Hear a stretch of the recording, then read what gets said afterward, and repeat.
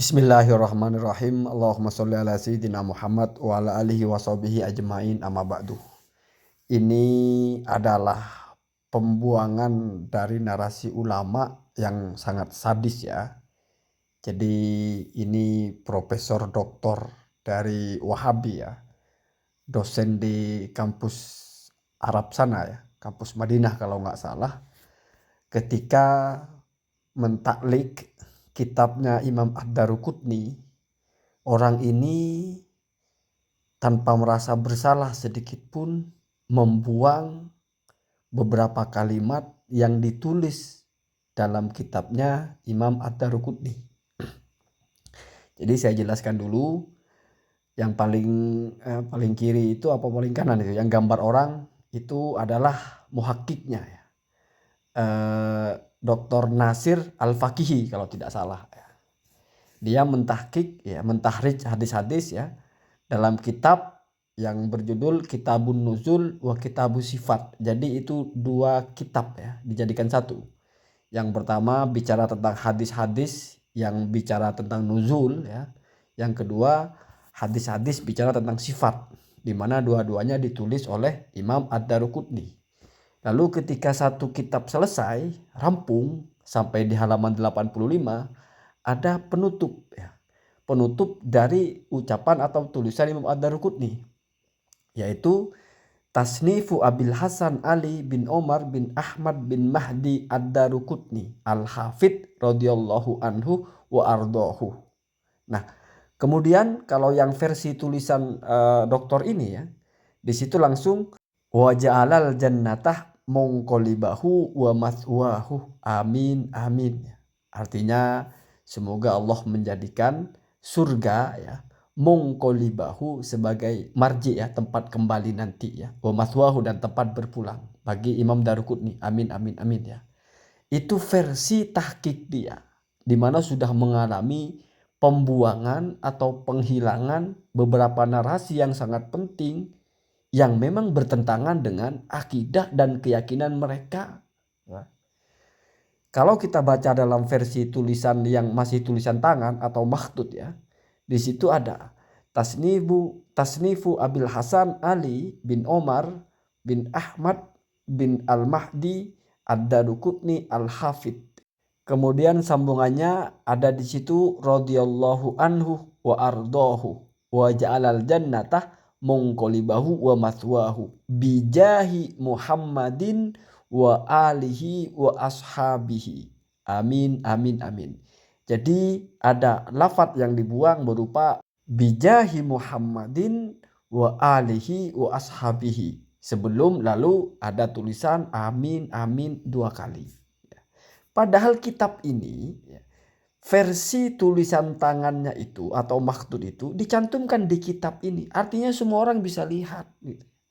Hanya kalau kita tidak teliti ya kita melihat tidak ada masalah. Ini sepele, iya sepele memang.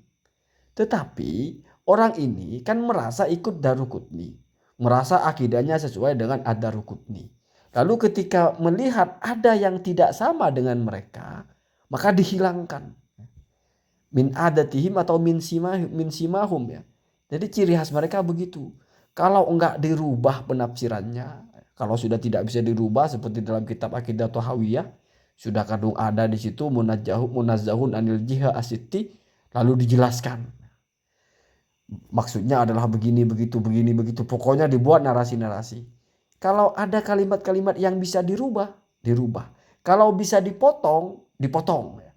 Seperti yang dilakukan Syekh Albani ya, ketika menegaskan bahwa kitab Aqidah At-Thahawiyah ini dipuji oleh ulama empat madhab, lalu mengutip ucapan Abdul Wahab As-Subki, dipotong ketika As-Subki menyebut tentang Asy'ariyah. Jadi hanya diambil di bagian yang memuji kepada Aqidah At-Thahawiyah. Fa ahlu al-madzahib al-arba'ah fi hadza wahidatun. Atau dalam hal ini satu gitu, sama gitu, ala haqqin atas kebenaran. Mukirruna, mereka sepakat bahwa akidah Thahawiyah ini adalah akidah yang benar. Ya. Dibuang di situ yadinunallaha ala ra'yi Abil Hasan Al-Asy'ari. Bahkan di situ ada kalimat yang tajam, wala yu'ariduhu illa ahlul bid'ah. Itu dibuang semua ya oleh Syekh Albani ya, seperti yang sudah pernah saya bahas sebelumnya. Jadi begitu, kita harus hati-hati. Makanya saran saya, kita itu di Indonesia ini khususnya tidak kekurangan orang pintar, tidak kekurangan ulama, tidak kekurangan orang alim. Tidak perlu kita ikut orang-orang yang tidak jelas itu. Ujuk-ujuk muncul doktor lah, LC lah, apalah. Ujuk-ujuk menyampaikan dakwah. Orang salah semua lah. Ahli bid'ah lah. Akidahnya sesat lah. Asy'ariyah sesat lah. Kenyataannya orang-orang ini berafiliasi atau adalah turunan dari orang-orang ulama-ulama seperti ini modelannya. Modelnya seperti ini. Kitab dirubah-rubah. Kalimat-kalimatnya ada yang dicocok dibuang. Dipotong-potong secara tidak adil. Gitu. Untuk apa sih? Dalam beragama itu kita harus punya kepekaan. Artinya jangan asal terpukau. Oh, kembali kepada kitab dan sunnah. Kembali kepada kitab dan sunnah. Palelu bau menyan. Asal fatwa setahu saya tidak sesuai dengan hadis nabinya. Satu sisi ngutuk-ngutuk. Oh, hadis diamalkan harus hadis sahih. Hadis doif tidak boleh diamalkan. Satu sisi memfatwakan hadis doif. Ya mungkin tidak tahu kalau itu hadis doif ya. Masalah fikih seenaknya ngomong, masalah akidah seenaknya ngomong, tidak bisa membedakan mana yang Israiliyat, mana yang hadis, mana yang bukan, diceritakan seenaknya. Tapi di satu sisi merasa mengklaim paling benar, paling sesuai kitab dan sunnah. Kiaiku Nabi Muhammad, siapa kiaimu? Seolah-olah paling ikut Nabi Muhammad. Itu kan menggelikan sebetulnya. Dan saya perhatikan orang-orang yang terpukau dengan ceramah orang-orang seperti ini. Dan juga terpukau dengan kitab-kitab orang-orang modelan seperti ini. Ya orang-orang yang memang tidak paham apa-apa. Artinya tidak punya filter. Tidak punya saringan. Tidak punya alat untuk mengukur mana yang benar mana yang salah. Tetapi sombong. Ketika kita sajikan fakta bahwa melenceng. Oh, itu mengganggu dakwah sunnah. Dulu Rasulullah saja dilempari tai kambing. Dilempari kotoran. Apalagi kita hanya dicibir. Sudah biasa. Bawa kisah Asy-Syatibi dulu bertahan dengan sunnah. Asy-Syatibi dicemooh ya. Ya tidak tahu apa akidahnya Asy-Syatibi ya. Ketika ada masalah dengan Asy-Syatibi, dicela Asy-Syatibinya. Oh, sesat akidahnya. Abu Syamah dipuji-puji kitabnya karena sama dengan mereka melawan bid'ah. Ketika punya kitab yang lain atau jelas akidahnya tidak sama dengan akidah mereka. Ini akidahnya akidah ahli bid'ah ya.